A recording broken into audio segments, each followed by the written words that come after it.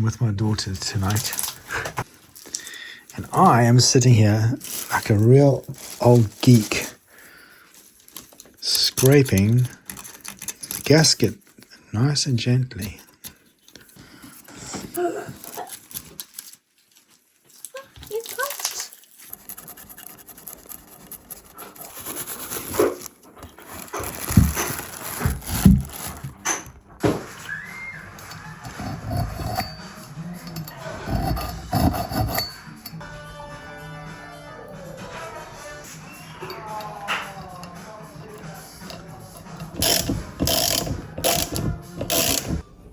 Thread looks okay now. Just filed the distortions out. Okay. Not as rusted as I thought, which is good.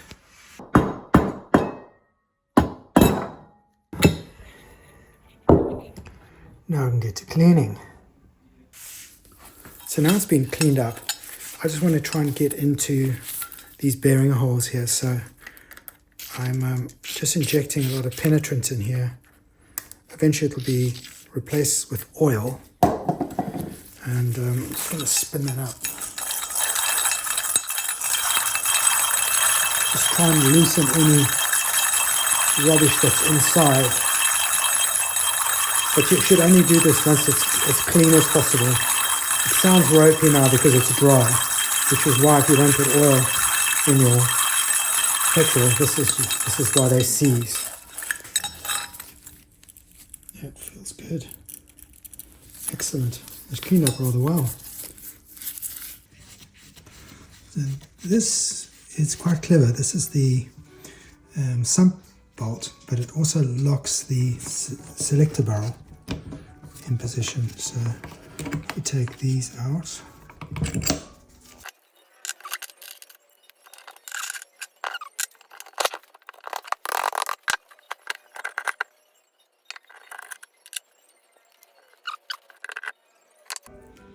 Very clever.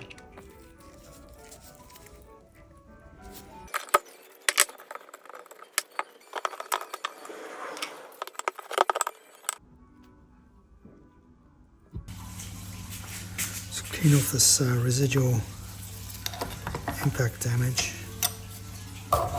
Nice and gentle. So I'm just going to clean all this off. Looks really good.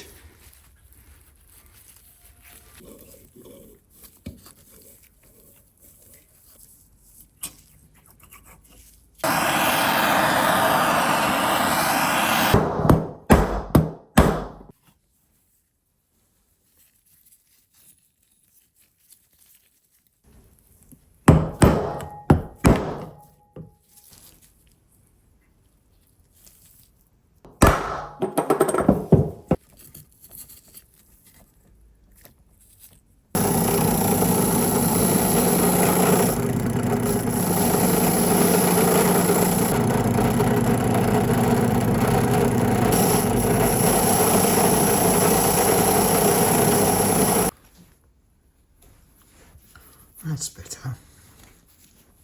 I've taken these to the media blaster, which has got little plastic pellets in them. And the big question is to how one does a case like this with bearings in. For example, I have the gearbox bearings in here, and you can see they torqued and Loctited in position to hold this one particular bearing in, whereas this one can pop out. So, and also the tiny water pump bearing there. Now, if you use the silica blast on this, it would be very, very difficult to get all the tiny bits of silica grain out of the bearings. So I don't want to do that. But the other blaster we have is a plastic bead blaster, which has got bigger balls and, excuse the pun, and it basically removes paint on the carbon bicycles that we have here, which abrade very, very easily. So it's a very soft way of cleaning, and I'll show you what it does to magnesium and alloy casing. It cleans them quite nicely. Okay, now you'll notice that this is very different to the vapor blaster style or the dry media blaster with silica. They're both the same thing. One is just wet and the other one is dry. One is not better than the other. But what this does is it gives me a basis to prime and paint. I'll be coming in tomorrow morning and I'm going to do all the casings with this, and I'll feel a lot safer than damaging. I was, because of this budget thing, I was going to paint over what was already here, provided there weren't any flaking taking place, but I just think it's, by the time I've done that, I may as well just blast this off. So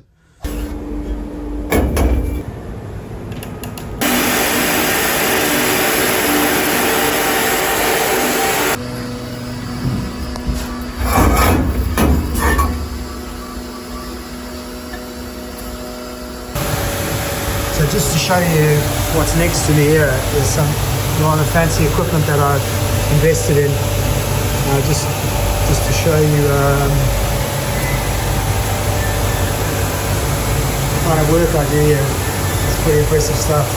So what I'm doing now is, this looks drastic because I'm using a file, but I noticed some burrs on the surfaces. Obviously someone had stuck a screwdriver in at some point to try and lever the cases apart. And they left some little nicks and things. So I'm just gonna run a fine file over them just to break them down. And then what I do is, this is a piece of glass that's here. It's flat glass, and in fact it's on a printing plate, so it should be fine. So what we do is we check to see if it sits tight. Same as I did here. This one I did earlier. So this is nice and flat. There's no rocking. Also did the top of that, so she sits really nicely now, flat as a pancake. This looks really good.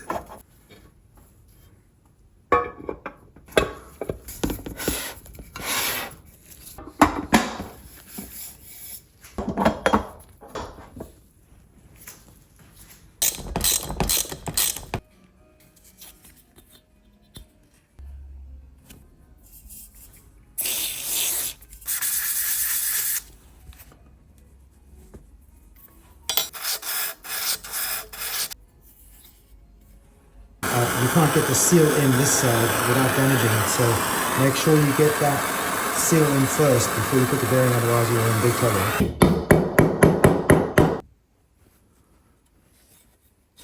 So make it up to this lip.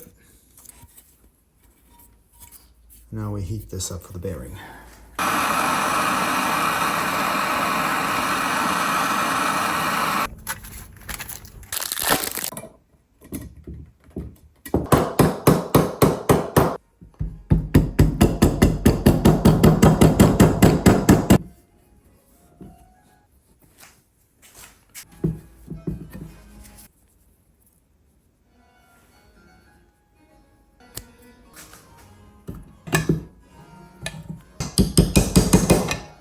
You've got to adjust it so that it fits in there.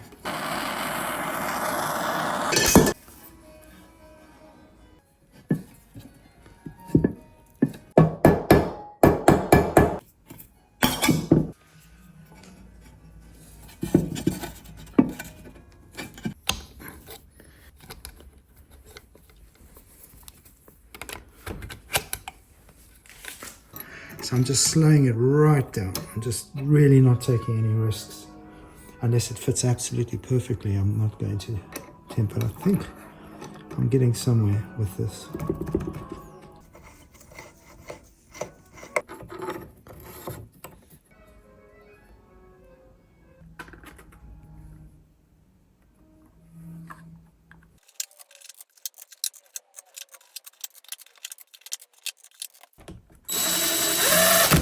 I've just made an error, which is quite a difficult one to spot unless you specifically know how Suzuki RM engines are built.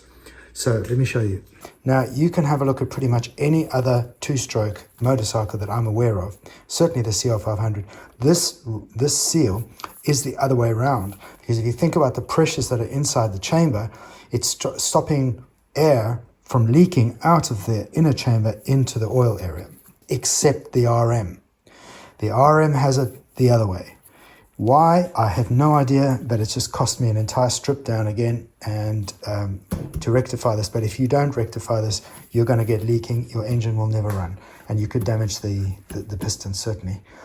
However, on the other side, you'll see the bearing is nicely flat, smooth on one side, and the inside is where the spring sits on this side. The pressure is going to block any air from coming out to the stator side.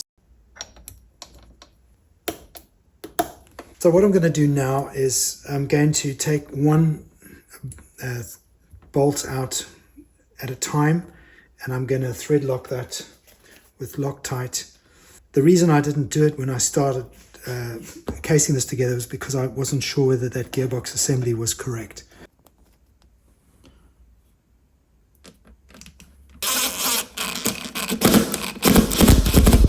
Here's an O-ring, and this O-ring, according to the drawings, goes over there.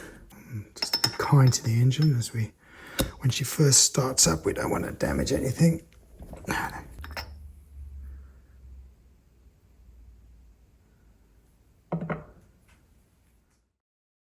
I've just realized something. Man, I don't know, I'm just distracted or something, but this is ridiculous. What have I done? This crankshaft is on the wrong way around. It should be that way around. Because when I spotted this now, that's the magneto. That goes on the other side. What a schoolboy error. Okay. Aha! Now there's a seal that goes into that little recess there. Very important. Okay, we don't want to break it, so just be careful. And that goes nicely in that recess. And then this goes on here. You can see it's got a little ridge on it. We've got to put it the right way around, obviously, Rob. And that should go on into the sleeve there, like that.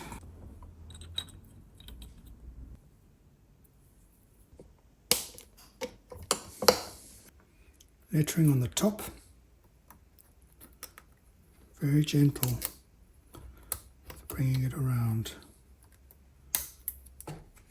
You want to get this rings on, just lubricate these ends well over that position. There you go.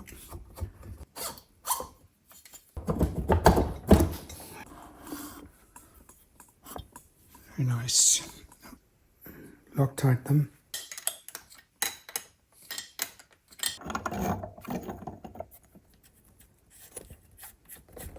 You go between 25 and 30, so we're just going to take it down to 25 first, let it settle, and then I'll pull it out. According to the manual, we are going to do 1, 2, 3, 4, 5, 6. Next size up, 30. Woodruff keys arrived. Here's the part number for those interested. So you can see that it's compromised.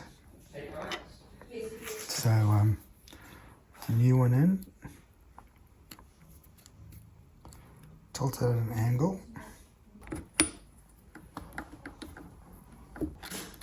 Been fitted and torqued to 80. Go between 80 and 100. The next thing before I put the clutch in is going to be measuring these springs. Now there's a service limit on these. If these are too compressed, then the pressure against the clutch plate is too little, and the clutch slips. That's good.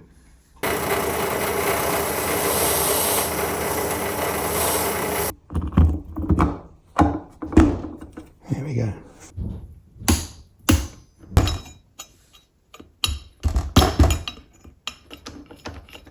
So that side properly pressed against that ridge, not just a bit, otherwise it can still wiggle loose.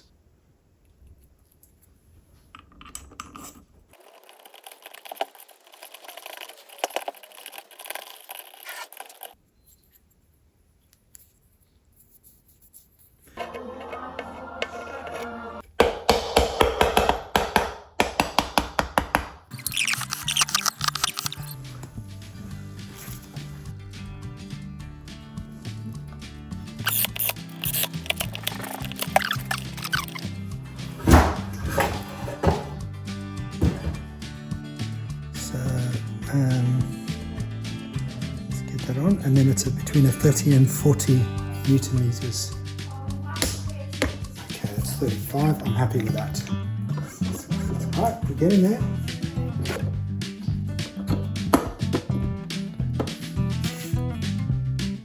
Yeah, that's pretty good. Okay.